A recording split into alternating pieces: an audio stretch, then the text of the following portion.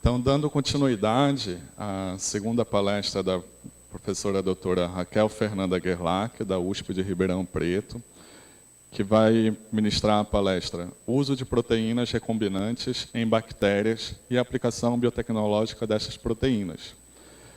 A professora Raquel tem graduação na odontologia na Universidade Federal de Santa Maria, no Rio Grande do Sul. Atua na graduação e pós-graduação em pesquisa na USP de Ribeirão Preto. Seu mestrado e doutorado foi em Biologia Celular na Unicamp e realizou um pós-doutorado no NIH. Professora Raquel, você tem 40 minutos para apresentar sua palestra, fique à vontade. E em nome da comissão organizadora, é um prazer ter você aqui. Mesmo porque a professora Raquel foi minha orientadora de mestrado e doutorado e vai apresentar algumas coisas que a gente faz em parceria também. Obrigado, professor. É um prazer muito grande estar aqui hoje. Sim, tudo bem. Bom dia, então, a todos. É um prazer muito grande estar aqui. Eu estou muito orgulhosa de vocês, do Bionorte. Achei muito lindo também conhecer como esse projeto foi criado e, obviamente, que minha torcida e minhas orações são para que esse programa dê muito certo. E também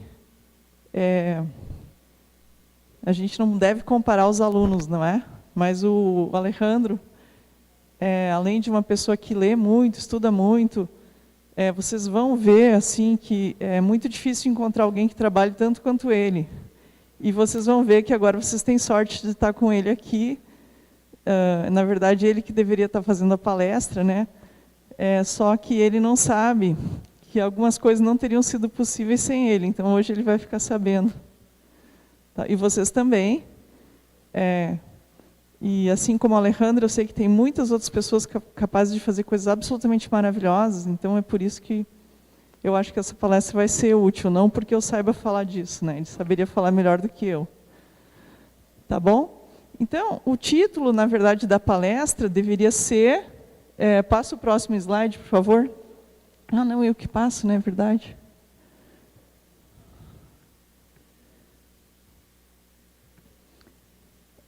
Será que eu não vou conseguir passar com isso aqui? É só o do meio. Tá, volta. Tá, desculpe. Pronto, vai dar certo agora. Então, deveria ser a produção de proteínas recombinantes em bactérias, o seu uso, né, o seu interesse para a prospecção de inibidores de proteases, né? E aí, talvez, eu não sei quem aqui já trabalha em laboratório de bioquímica, né? Mas, se não, eu precisaria fazer um pouco, contar uma história, assim, vocês vão dizer, mas ela gosta muito de contar história, mas é que eu tenho uma filha mais velha, de 19 anos, daí nasceram os trigêmeos, quando ela tinha 1 ano e 7 meses. Então, os meus colegas disseram assim, nossa, o que você vai fazer agora? Acabou a sua vida, trabalhe com o seu marido. E aí eu pensei assim, pô, que coisa mais machista, né? Mas, coincidentemente, então eu conto muitas histórias, porque isso aconteceu de verdade comigo. O meu marido até é um cara muito bom, assim, né? É um farmacologista. Mas ele, na verdade, você não sabe, né? Ele também já tinha me dito para trabalhar com ele. Por outros motivos, que não era o fato de eu ter tido 4 crianças, assim, no período de 1 ano e 7 meses. Ele disse assim, você fica trabalhando com essas proteases de esmalte aí com o Sérgio Line, que coisa mais sem cabimento, ficar estudando esmalte. É porque tem um colega aqui que é professor de histologia e conhece o Sérgio Line.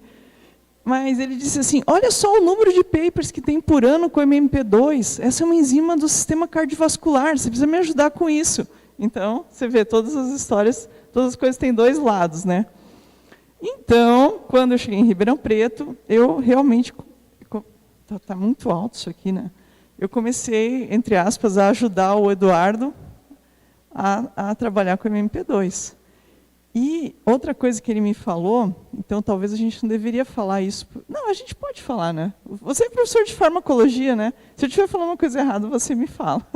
Eu orientei nesse programa da farmacologia da Faculdade de Medicina de Ribeirão Preto, da USP, que é um programa nota 7 da CAPES, né? Aliás, muitos parabéns, né, para a CAPES aqui que está. Então, assim, e claro, na odontologia a gente tem lá, né, farmacologia básica, 2 semestres, a gente lê lá. E se vocês forem lá no livro ler, está escrito que a maioria das drogas são inibidores de enzimas. Porque a maioria das doenças se instala como uma alteração da atividade das enzimas do nosso corpo, né? E se a gente vai pensando, isso faz sentido, não é? Mas a gente às vezes esquece isso, e vocês aqui da Amazônia não deveriam esquecer isso nunca, jamais vocês deveriam esquecer isso. Que essas drogas todas... E aí eu estou fazendo um outro curso, né? Aqui eu posso falar, né, de graduação, né? Porque eu estou inconformada com o ensino básico no Brasil, né? Então eu pensei, bom, pelo menos vou tentar ajudar um pouco. E aí tem etnobotânica, né? Aí eu acho que o pessoal é muito... Como é que eu vou dizer? Muito ponderado, é muito educado demais, porque eles falam umas coisas assim, a etnobotânica é importante, isso que as pessoas aprendem na família, né? Dos chás, das ervas, mas assim, se eles forem olhar no livro de farmacologia, as indústrias elas nunca estudaram nenhuma droga que não tenha vindo de um conhecimento prévio de como um chá ou alguma coisa funcionava no corpo. É impossível, na verdade, uma indústria criar uma droga nova sem base em um conhecimento de alguns 1000 anos dos seres humanos. Assim como é impossível a gente olhar uma árvore e dizer, vou comer isso aqui. Não, a gente só come coisas que os índios, né, e que os povos lá de muitos anos na Europa, sei lá, já estão comendo há milhares de anos. Então, eu acho assim, que falta um pouquinho a gente acordar e dizer que esse conhecimento de como se vive bem na Terra, né, e aqui vocês têm muito disso, que isso é o que faz a gente sobreviver. Vocês estão entendendo o que eu quero dizer?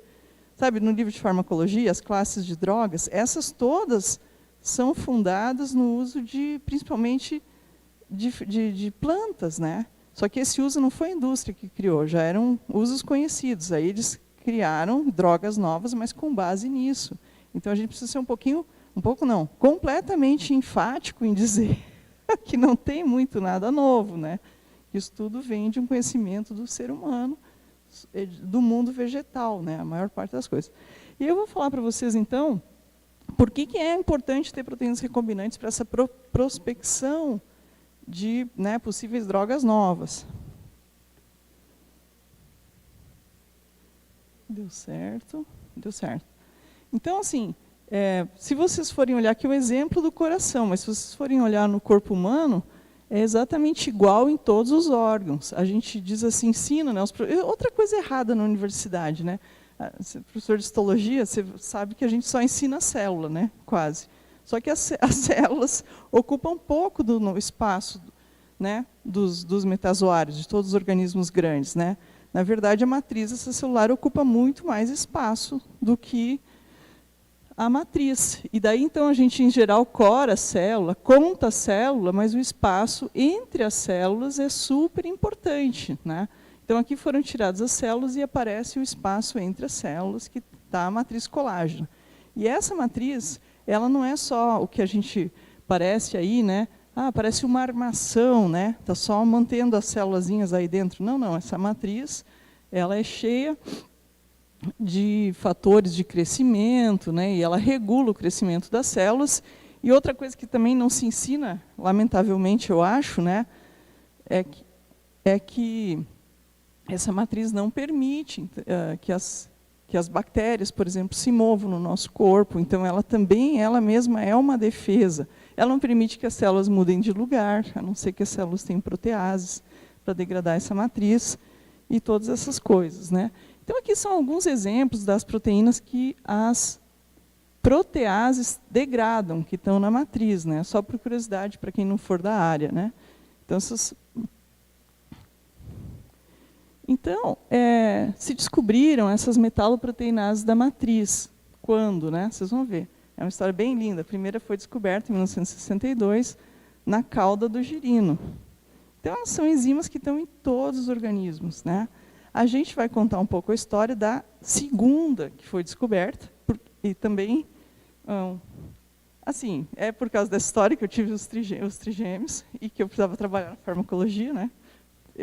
Porque assim, meu marido pediu, mas também minha colega chefe de departamento hoje deu essa boa ideia, eu não achei ruim. Às vezes a gente não pode levar a mal, né? O que as pessoas falam. E também tinha essa casualidade que quem descobriu o MMP2, né, o Bill Stettler Stevenson, o Alejandro sabe, eu trabalhei com ele nos Estados Unidos. Então, quando eu voltei para o Brasil, eu disse assim, eu escrevi para ele, né, e disse, você não podia me mandar o clone com o MMP2? Daí ele me mandou. Então, tinha um pouco essa facilidade que eu tinha trabalhado com ele, né, nisso. E essas enzimas, então, elas são dependentes de cálcio e zinco, e aqui, vamos dizer, tem um pouco esse link com o que eu falei ontem, né, que não fui eu que falei, né, foi um cientista genial, né, o Claire Patterson, né, que falou, ninguém sabe qual é o ambiente primitivo em que as nossas células estavam, porque o dia que um cientista conseguir fazer isso, ele talvez descubra que as células funcionam muito diferente hoje do que elas funcionavam, né. E isso tem muito a ver com essas enzimas. A maioria das enzimas do nosso corpo, que elas precisam de metais, né, para funcionar. As nossas metaloproteases precisam de cálcio e zinco. Mas, na verdade, todas as proteínas quase precisam de cálcio, né, para manter a sua estrutura. E às vezes elas não são enzimas, mas mesmo assim elas precisam. Em geral, é cálcio que mantém a estrutura delas, a forma correta, né? Elas degradam, então, essas MMPs degradam os componentes da matriz e participam de vários processos fisiológicos. E aí elas foram descobertas aí na cauda do girino, né? E essa é a estrutura básica delas, né? Como enzimas, né? Elas têm um sítio ativo. Essas aqui, a MMP2 e 9, elas têm esse domínio, essas três bolinhas amarelas, né? Que são domínios parecidos com a fibronectina, que vão fazer elas ligarem em gelatina. E isso é uma facilidade para nós, porque é uma forma simples de purificar, né? Então, Alejandro tem aqui mesmo, na UFPA, as coluninhas de gelatina, que é a cefarose, né, com a gelatina. Então, quando passa um extrato, um só passo de purificação e purifica essas enzimas. É uma facilidade. As outras MMPs não têm isso, só a 2 e a 9. Né? Bom, no nosso caso, né, a MMP2, como eu falei, né, para a farmacologia cardiovascular, é uma enzima importante, né, e ela está envolvida nesse processo, né, mesmo tem o doutorado do Alejandro, né, que mostra que ela causa insuficiência cardíaca, hipertensão é que a gente estudou ao longo dos anos lá em Ribeirão Preto, em muitos papers publicados nessa área, e que não trouxe nada disso aqui, e ela está envolvida na aterosclerose. Para vocês terem ideia, assim, não sei se quem acompanha um pouco a literatura de doença cardiovascular, né, você tem, por exemplo, proteína C reativa, não sei se vocês já ouviram falar, é uma moléculazinha que vai subindo e ela tem correlação com o risco cardiovascular de eventos fatais em 5 anos. Né? Então, a MMP9, por exemplo, que é a irmã da MMP2, né, também dá para purificar em coluna de gelatina, ela é tão boa quanto a proteína C reativa para prever riscos cardiovasculares em 5 anos. Né? Então, vocês veem assim, que não é uma coisa trivial. Só que, por que ela não é estudada? Vocês vão dizer, porque não é mais estudada? Porque é chato estudar protease. Protease é uma coisa um pouco chatinha de estudar. Né? Todas as nossas enzimas costumam estar numa proporção 1:1000. Né? Elas estão no nível 1 e as proteínas estruturais estão no nível 1000. Né? Então, a gente, para estudá-las, tem que sempre usar técnicas muito mais sensíveis. E isso, as pessoas, para desenvolver, em geral, têm que ter aprendido com alguém. Então, é por isso que é muito mais comum vocês irem nos laboratórios, por exemplo, de farmacologia ou de cardiologia, e vocês não vão encontrar as pessoas estudando elas. Por quê? Bom, porque é mais difícil. Né? Então, se eu vou comprar um kit comercial. Né? Não vou ficar fazendo essas técnicas que a turma tem que ir lá padronizar no laboratório. Então, sim, isso aqui é bem conhecido, é uma delas. Vocês vão ver que tem muitas outras enzimas, é mais para botar na cabeça de vocês quanta coisa tem possível para se fazer aqui na Amazônia. Né? Então, isso aqui é bem conhecido, não preciso falar mais. Aí aqui, né, eu queria, na verdade, falar isso que eu falei um pouquinho antes, né? Isso aqui é mais o meu marido falando aquela vez, né? Lá atrás, quando nasceram os trigêmeos, eu lembro como se fosse hoje, ele dizendo assim, mas as drogas, você acha que a gente sabe o mecanismo de ação das drogas? Uma coisa é o que existe escrito nos livros, outra coisa é o que as drogas realmente fazem. E eu fiquei chocada, assim, digo de verdade, porque eu tinha estudado farmacologia como estudante de graduação, né? Depois ainda orientei lá, e tipo assim, está escrito lá o mecanismo de ação, só que as drogas têm muitos outros mecanismos de ação, que as pessoas não estudam, nem tem condição da gente estudar, né? Uma proporção muito maior, né, atua com mecanismos secundários, né?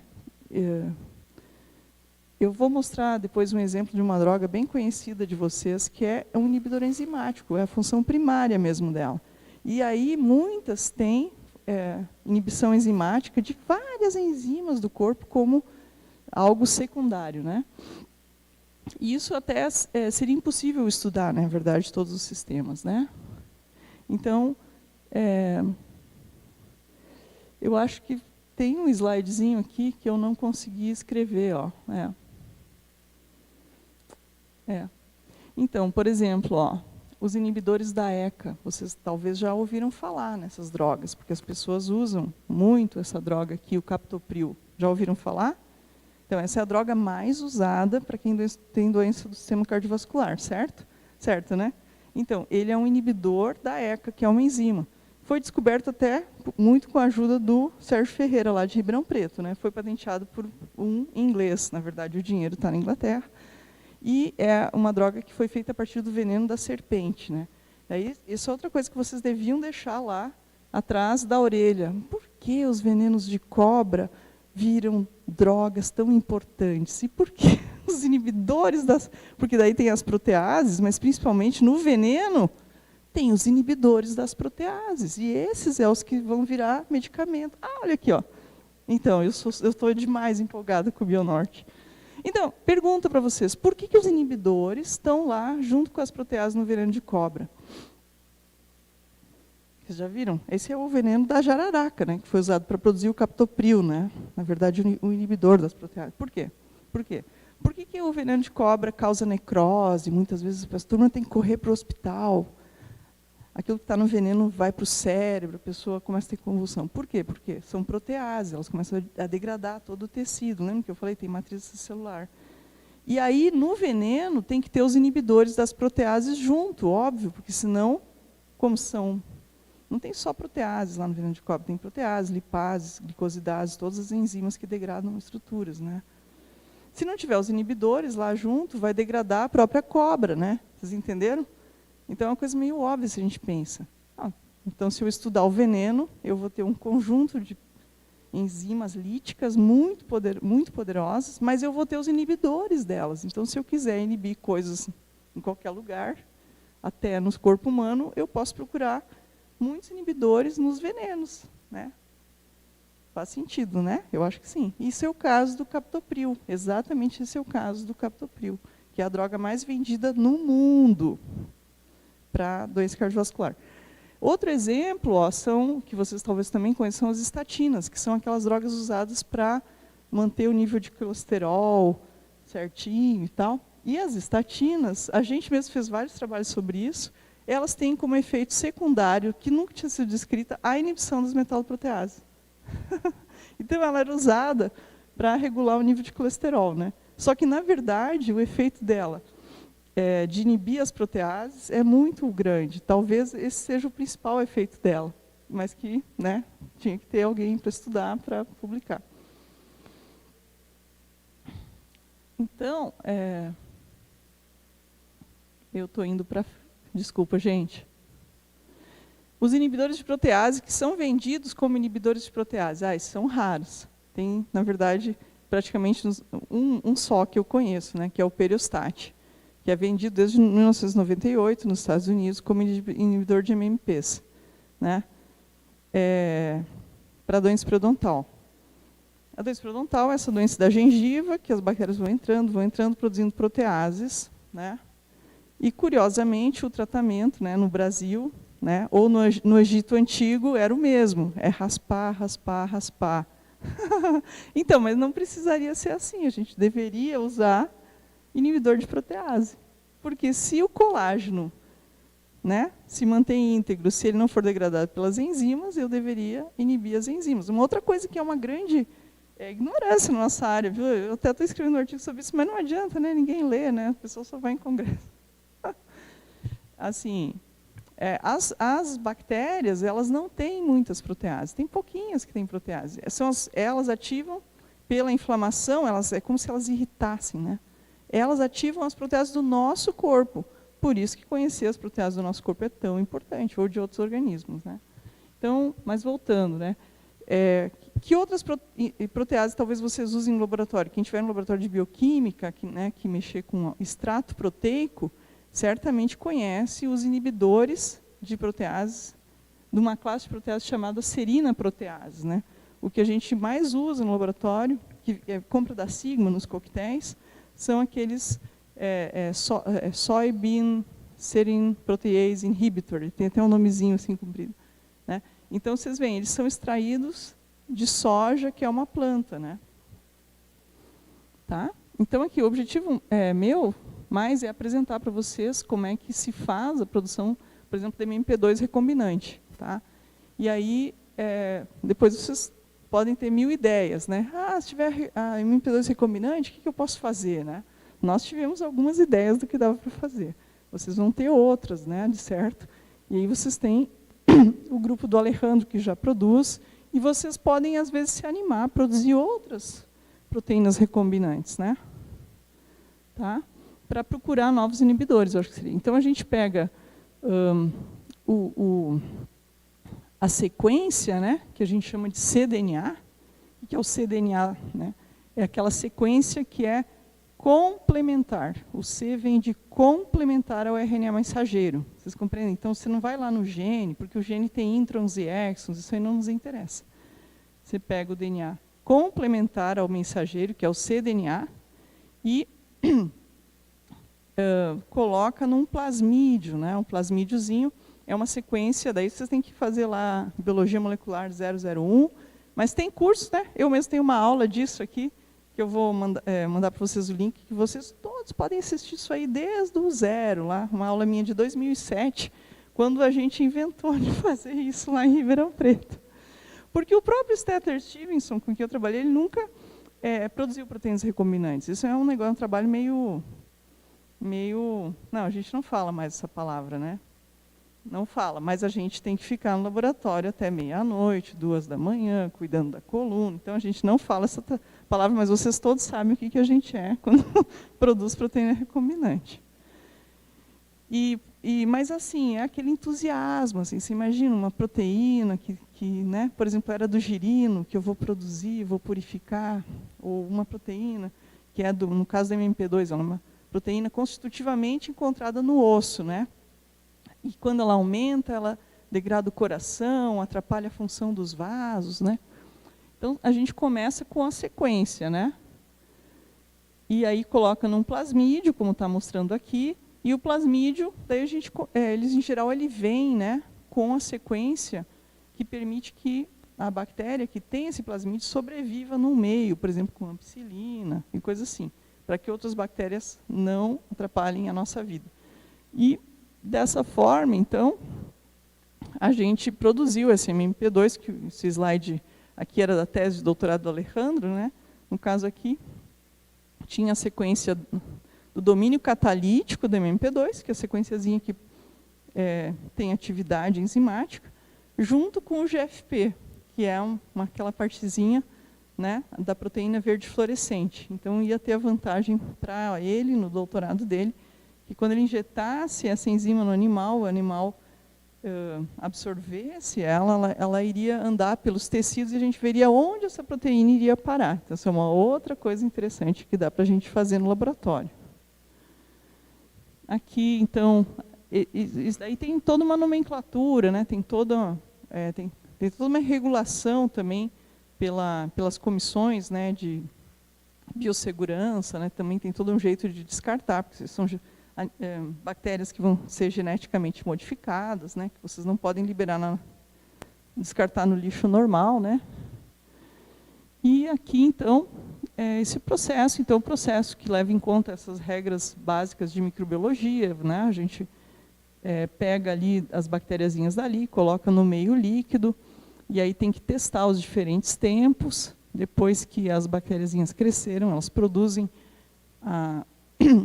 o plasmídio, né? Esse plasmídio expressa a proteína quando a gente coloca uma droga lá, que é o IPTG, e depois tem que purificar numa coluninha, como eu falei para vocês. Também a gente não é especialista em purificar proteínas, né? A gente não tem assim, sabe aquela câmera oxigênio?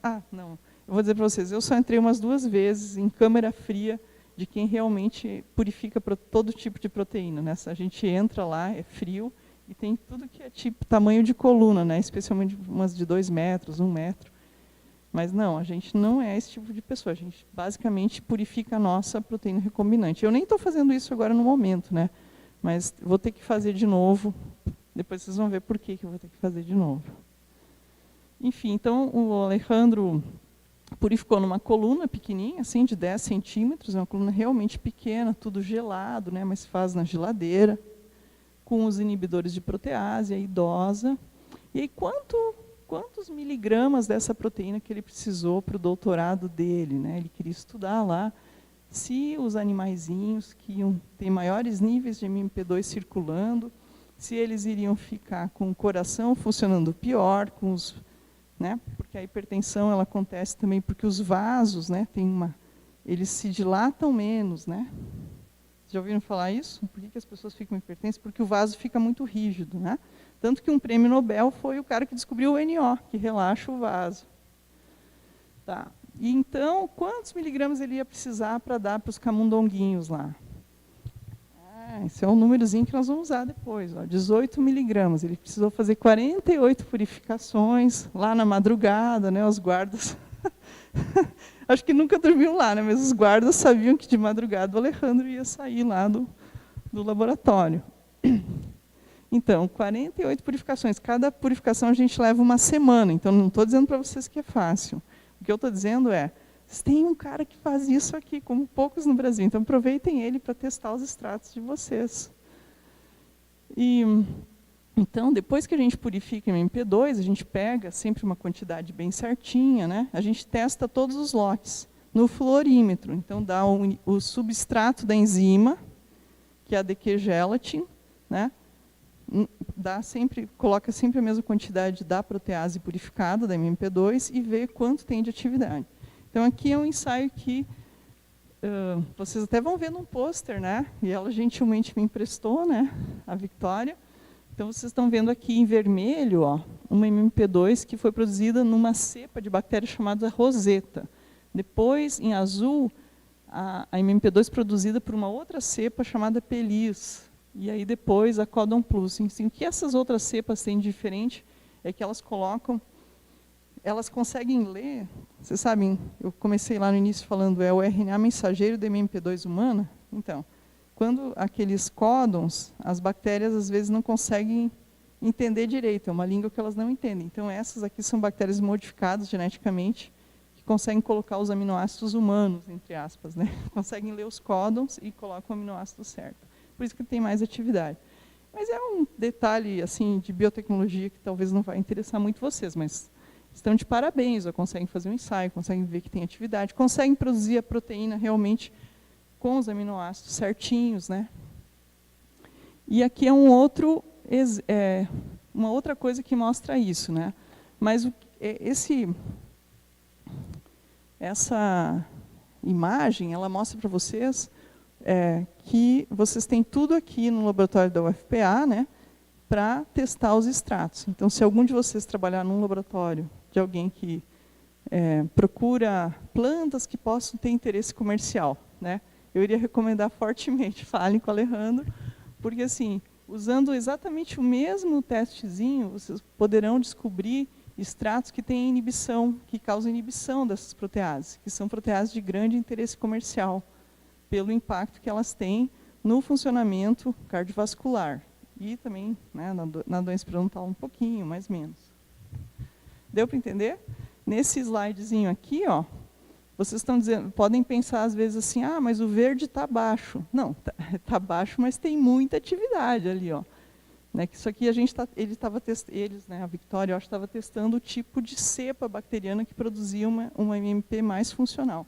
Então, claro, a vermelha tem uma atividade maior, a Pelis tem uma atividade intermediária, mas todas têm bastante atividade, posso dizer para vocês. Se eu purificar a MMP2 humana, minha, do plasma que eu tenho, é capaz de, por micrograma, não ter uma atividade tão alta quanto essa primeira. E se vocês olharem a fenantrolina é um inibidor mesmo de tudo que é metaloprotease, porque ela quela zinco. Lembra que eu falei lá no início? Metaloprotease depende de zinco e cálcio. A fenantrolina tem alta afinidade pelo zinco, então a gente usa 1 milimolar, poderia usar 100 micromolar e não tem atividade. E, então, vocês viram, matou completamente, né?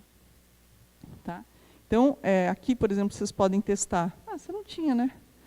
As estatinas, os próprios inibidores da ECA, todos eles vão diminuir um pouco a atividade da MMP2. Né? Então, assim, esse é o ensaio que dá para vocês fazerem já aqui em Belém. Tá? E se como é que é o representante do ministro que falou aqui na abertura, né, se for verdade que lá em Mamirauá vai ter uma estação flutuante, né, eu diria assim, basta ter um freezer e um fluorímetro, porque aí dá para levar recombinante lá, fazer os extratos e testar lá, para fazer uma prospecção rápida. Né? Porque isso ajuda depois. Às vezes vocês têm pessoas que são esses caras que purificam coisas, né?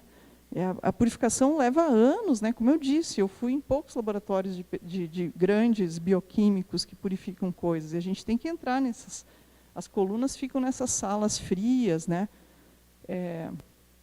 E, assim, para eles também é bom saber que um extrato deve ter alguma molécula que é um bom inibidor de proteases, porque aí eles já vão mais direto lá para fazer a purificação, né? Então, aqui, eu queria dizer para vocês, né, que a gente sempre fica chorando com tudo que a gente não fez. Né? Eu e o Alejandro, por exemplo, a gente, nossa, tem que mandar aquele paper do doutorado com a MP2 fluorescente, que mostra que foi para o coração. A gente não mandou ainda. Né? Mas, do doutorado do Alejandro, ele publicou esse paper, né, como primeiro autor, vocês estão vendo ali, no Redox Biology, que essa aqui vamos dizer, a publicação mais importante, certamente, da minha carreira. Porque a gente fez essa primeira comprovação de que MMP2 sozinha, ela causa estresse oxidativo nos vasos. E eu vou mostrar para vocês que eu só me dei conta um pouco depois. Não, eu me dei conta que eu não poderia pedir para a FAPESP comprar MMP2. Isso eu já me dei conta muito lá atrás. Mas eu queria dizer aqui publicamente, né, obrigada, né? Porque se não tivesse o Alejandro com essa coragem de ficar lá 48 semanas saindo de madrugada, né? Esse e os outros papers do doutorado não teriam sido possíveis. E aí vocês vão ver por que certas coisas a gente não sabe, porque simplesmente não há meios às vezes. E às vezes a gente tem que criar os meios. Vocês têm esse desafio que eu achei lindo, de serem os doutores que o Norte precisa, né? Ficarem aqui, amarem essa terra, fazerem uma ciência de ótima qualidade, porque essa ciência vale muito. Quem não dá valor para a gente diz que isso não vale nada, não é só burro, né? Não, não, é mal intencionado, porque vale muito, vocês vão ver só. Então, esse é o primeiro paper que mostra que o MP2 sozinho aumenta o estresse oxidativo. O que a gente pensava antes? Em todos os papers de MMPs do mundo, vocês podem ir lá procurar. O que a gente pensava antes? A gente dizia, não, o estresse oxidativo é que aumenta as MMPs, porque tem um processo oxidativo, então separa um pouquinho o propeptídeo ali do sítio catalítico, abre a MMP, ela fica mais ativa. Não! Então agora a gente mostra que a gente põe a MMP lá, a MMP tem todo um mecanismo, eu não vou contar aqui, vocês leiam um paper, que mostra que ativa uma via importante, que é do fator de crescimento epidermal, isso aí é que leva ao estresse oxidativo. Então, todos os tecidos onde as pessoas antes viam, olha, tem estresse oxidativo, tem aumento de MMP. Não, não. É assim, tem aumento de MMP, tem estresse oxidativo. Vocês compreendem como é brutal a capacidade da gente, às vezes, mudar uma área do conhecimento quando a gente se dá conta de que a gente precisa de certas coisas. E, às vezes, eu digo para vocês, às vezes é bom que as coisas sejam caras e que a gente não possa comprar. Se eu quisesse comprar MMP2 para fazer esses estudos, vocês vão ver agora os valores. Né? Se eu quisesse comprar, eu ia ter que comprar aqueles tubinhos de 10 microgramas, porque é a única quantidade que vende. É parecido com as empresas vendem, tipo a RD, essas empresas de produtos biotecnológicos, como eu espero que a próxima vez que eu volte aqui já tenha, né? Se eu voltar aqui daqui uns 2, 3 anos, já deve ter alguém de vocês com uma empresa vendendo produtos, né, recombinantes, coisas assim. Vocês realmente deveriam pensar nisso, porque é possível. 10 microgramas custa $450. O Alejandro produziu 18 miligramas, não é? Lá atrás eu fiz essa conta, que eu ia precisar recombinante. Eu pensei, obviamente, a FAPESP não vai pagar esse projeto de pesquisa. E daí tem um concurso na USP, né, que a turma chama, não sei se tem aqui, acho que não tem, eles dizem que é uma jabuticaba, lá do interior de São Paulo, né, que é o concurso de livre docência. Daí na minha livre docência tinha uma professora maravilhosa, que eu adoro, né, que talvez você conheça, que é a professora Vera Araújo, a maior patologista bucal que existe. E ela dizia assim, mas por que você não produz proteína recombinante aqui, né? Você aprendeu, porque eu aprendi a produzir proteína recombinante com outros caras muito loucos, que é o Jim Simmer, que produzia as proteínas recombinantes do esmalte, né? Então ele produzia inamelina, amelolisina, ele produziu todas, né? Porque ele dizia assim, para a gente ver como forma o esmalte, eu tenho que ter todo mundo que vai na festa, né? E aí eles continuam lá. Mas eu assim, era diferente, eu tinha outra condição, eu tinha 4 filhos, eu tinha um marido que era farmacologista, então eu até tenho lá os clones da amelogenina, mas nunca deu certo, né, produzir. Mas foi muito bom ter aprendido com ele, porque daí eu pude produzir a MMP2, né. Então vocês veem, isso aqui parece número errado, não é? Parece que a gente errou na conta, né? Mas não é. Tem projetos, como aquele que eu mostrei para vocês do Redox Biology, que eu realmente devo ao Alejandro. Se não tivesse um aluno capaz de fazer, não é? De ir lá, ter aquela... Né? Vocês imaginam a boa vontade de sempre sair tarde, acreditar, mas ele provou. O Redox Biology, a revista de impacto bem alta, acho que, não sei se é 11, né? E, então, assim, eu... acho que já acabou aqui. Para quem quiser produzir, ler, eu coloquei aqui, não sei se vocês estão vendo aqui em laranja, aqui embaixo, ó, proteínas e proteases e produção de proteínas recombinantes. Essas são aulas que estão gravadas assim aqui, né? Bem desse jeito, né? Vocês vão ver que são aulas bem de antes da pandemia, gravadas em 2007.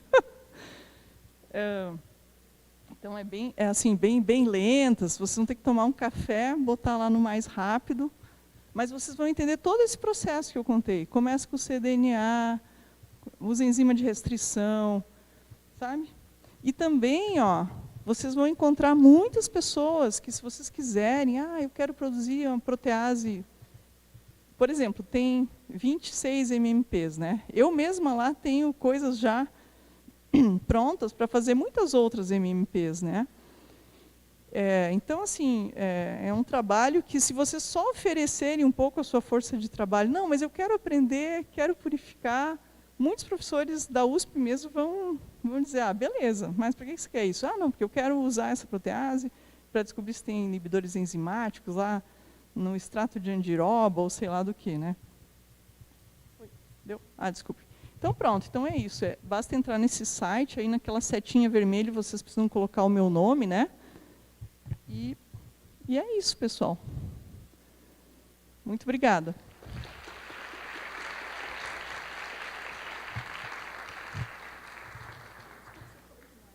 Obrigado, Raquel.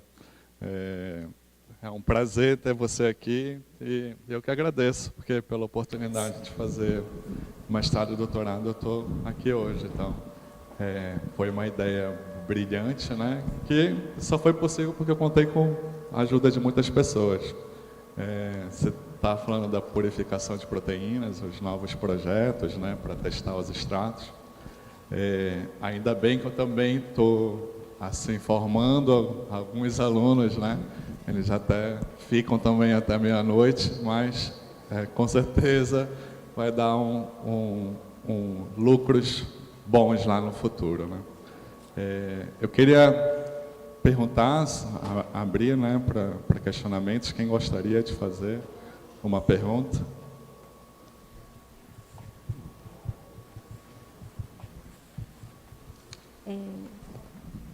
Primeiro, bom dia. Eu estou encantada.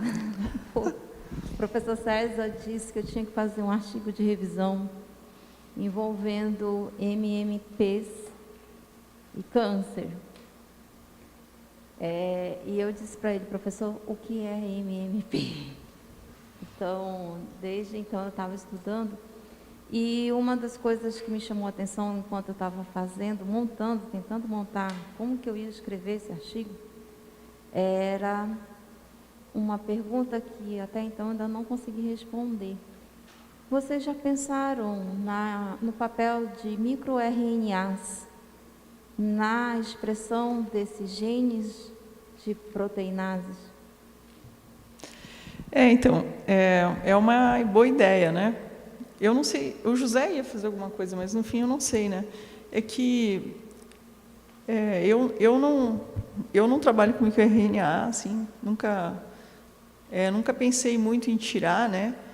E muita gente da área de MMPs pede isso, assim, né? Inclusive, assim, um pouco é uma coisa, né, que eu falo assim para os cientistas que estão aqui, né, que são professores, que dão parecer em revistas e tal, que está uma vergonha, né? Está uma vergonha nossa área, assim, porque às vezes a gente quer acabar com o paper do outro, né? Eu não, né? Porque eu penso, se eu vou dar o meu parecer, eu vou tentar construir, né? Mas esse trabalho do Alejandro mesmo, a gente já mandou para várias revistas, né? Que mostra essa MP2 indo para lá e tal. E daí uma coisa que eles frequentemente pedem é isso. Então a gente quer ver o grupo que não tem nada de MMP2. Faça um RNA de interferência, ou use um knockout. E assim, na área de MMPs tem algumas coisas que estão estabelecidas. Todo mundo achava que elas iam ser as curas do câncer. Não foram, né? E teve ensaio clínico assim, de fase 3, né? E aí eles mostraram que não só não tinha impacto no câncer, como causava lesão de músculo, assim, né? E assim, a gente está mostrando assim que provavelmente elas são mais importantes para as doenças cardiovasculares, e elas estão lá no coração, desde sempre. Quando você tira, tem doenças que elas têm que as pessoas nascem com problemas genéticos nelas, e essas pessoas têm problemas no coração, e eu estava falando isso ontem, né, aqui, tem lesões nos ossos, né, tem aquelas áreas de osteólisezinha.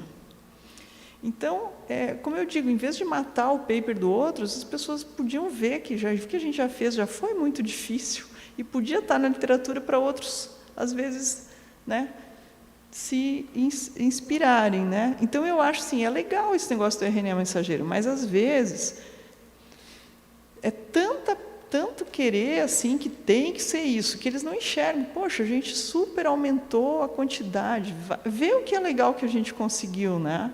Então, eu não sou assim tão radical com esses controles, e na área de MMPs foi provado já que os transgênicos, por exemplo, os knockouts, quando você tira uma MMP, a outra aumenta. Aí você tira a outra, e aquela uma aumenta.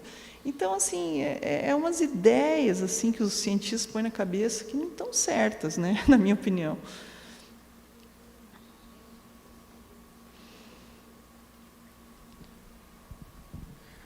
Alguém gostaria de fazer outra pergunta?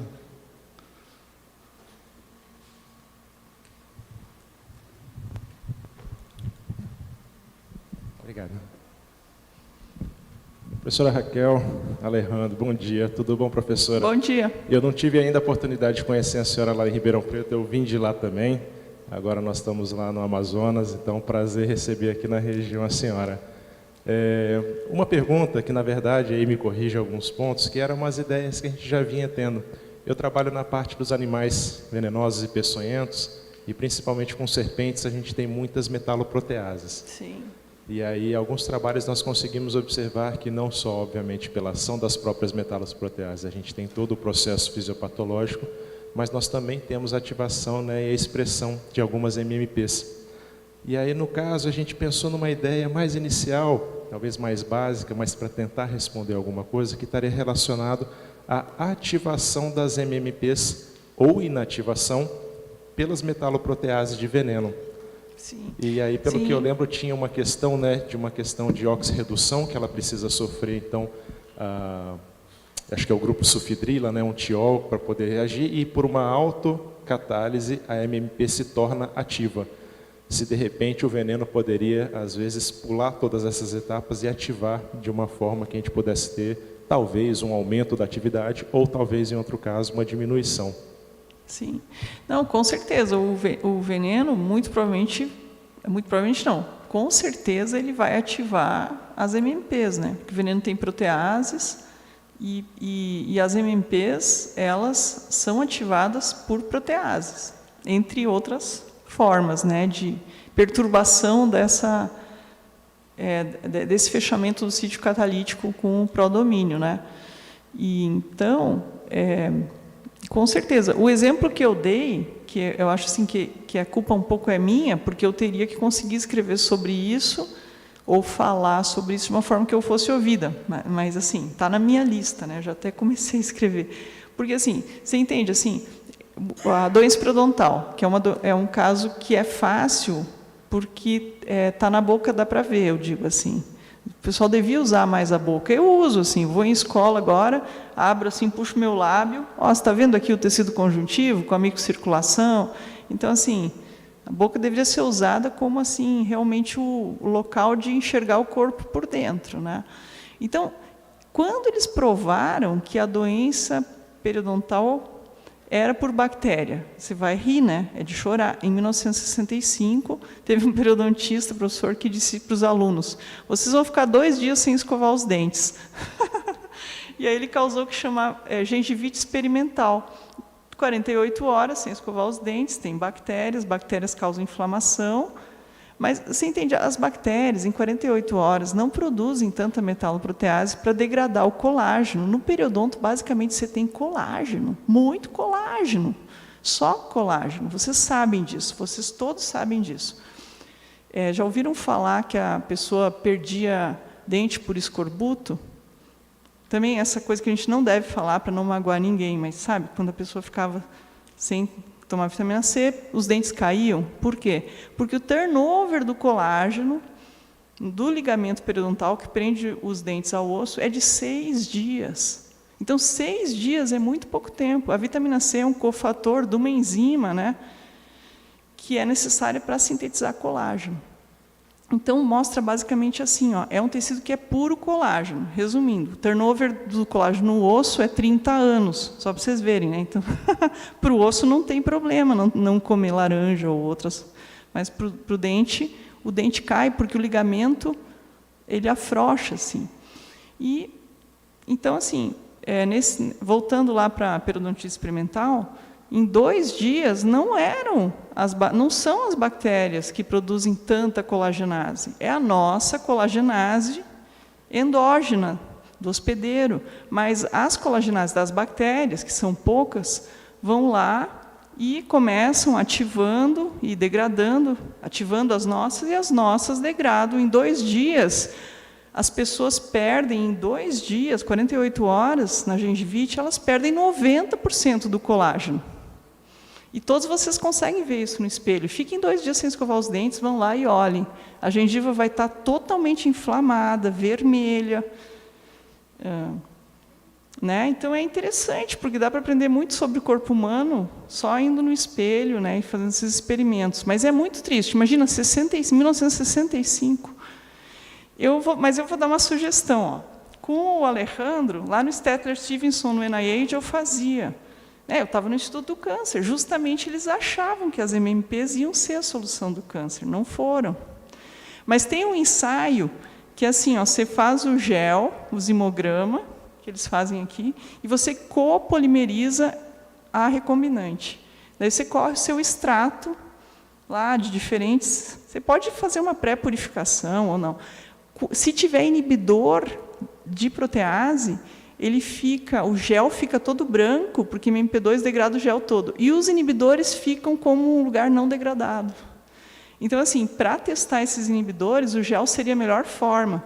Porque você vai lá, corta e manda para um espectrometrista de massas, que ele vai conseguir. Ele tem que excluir as sequências da 2, o que não for 2, muito provavelmente vai ser o seu inibidor de protease. Mas enfim, sim, e eu ainda sugeriria muito usar esse... Se você me escrever, eu mando o paper, foi o Cetler Stevenson que padronizou isso, se chama zimograma reverso, que é para identificar inibidores de protease. Tá bom? Mas parabéns, continue, não desista.